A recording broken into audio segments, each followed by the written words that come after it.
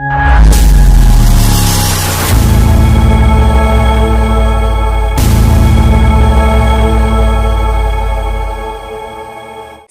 में अलुना व्रत और जया पार्वती व्रत का हुआ शुभारंभ। आज से सिलवासा में जया पार्वती और अलुना व्रत का शुभारंभ हो गया है। अलुना व्रत में कुंवारी लड़कियां अच्छे स्वास्थ्य और अच्छा पति पाने के लिए जवारा की पूजा करती हैं, जबकि पार्वती व्रत में युवतियां भगवान शिव की पूजा करती हैं और अच्छे भाग्य और सुख और शांति के लिए प्रार्थना करती हैं।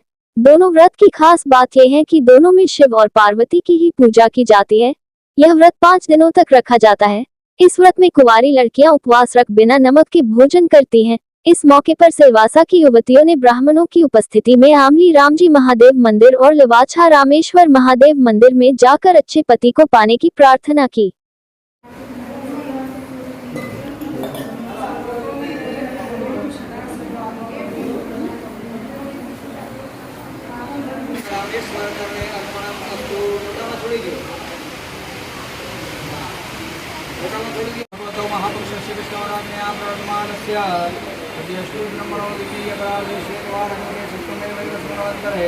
नामो अहम तमारू नाम बोली आपजो।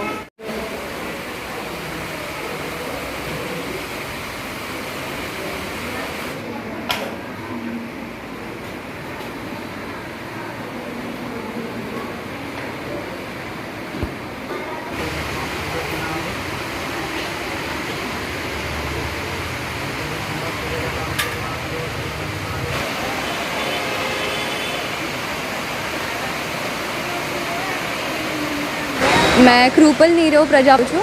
हूँ आ गायत्री मंदिर में अँ पूजा करवा आवेली छूँ। अने जया पार्वतीનું व्रत એટલા માટે કરે કે શંકર ભગવાનની પ્રાપ્તિ માટે પાર્વતી માતાએ વ્રત કરેલું હતું। જેવી રીતે સૌભાગ્યવતી પત્નીઓ આવી રીતે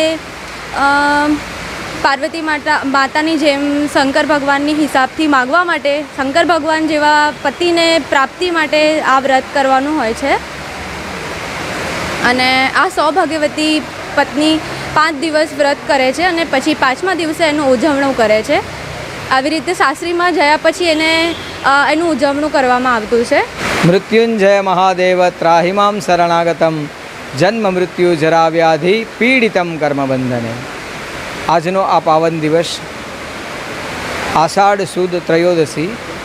આજથી કુંવારિકા દીકરીઓ ભગવાન શિવને પ્રસન્ન કરવા માટે જયા પાર્વતીનું વ્રત કરે। આ વ્રત કોઈક કાળમાં ભગવતી પાર્વતીએ કર્યું હતું અને પાર્વતીએ શિવ જેવા પતિને પ્રાપ્ત કર્યા।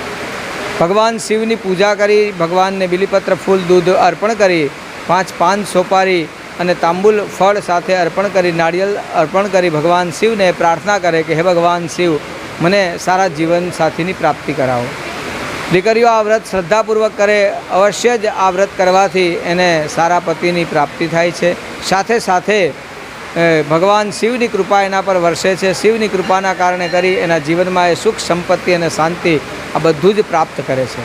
ભગવતી પાર્વતીના કહ્યા પ્રમાણે આ વ્રત જો કોઈ આષાઢ મહિનાની ત્રયોદશીથી આષાઢ વદ બીજ સુધી કરે અને બીજના દિવસે રાત્રે જાગરણ કરે, સવારે જો ઉજવવાનું હોય તો 5 સુહાસિની બહેનોને જમાડી એને સુહાગનો સામાન આપી અને આ વ્રત પરિપૂર્ણ કરે તો અવશ્ય જ એને સુમંગળની પ્રાપ્તિ થાય। આ વ્રત કરવાના પ્રભાવથી લઈ અને ઘણા બધા જ પુણ્યોની પ્રાપ્તિ થાય છે। આ બધા જ પુણ્યો આ બધી જ દીકરીઓને પ્રાપ્ત થાય એવા ગાયત્રી પરિવાર ટ્રસ્ટ અને રામજી મંદિર ટ્રસ્ટ તરફથી આશીર્વાદ।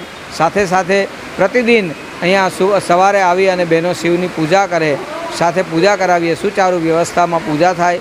આટલા વરસાદમાં દીકરીઓ એકદમ સોણે સરગાર સજી અને શિવની પૂજા કરવા આવે તે બદલ એ દીકરીઓને હૃદયથી આશીર્વાદ।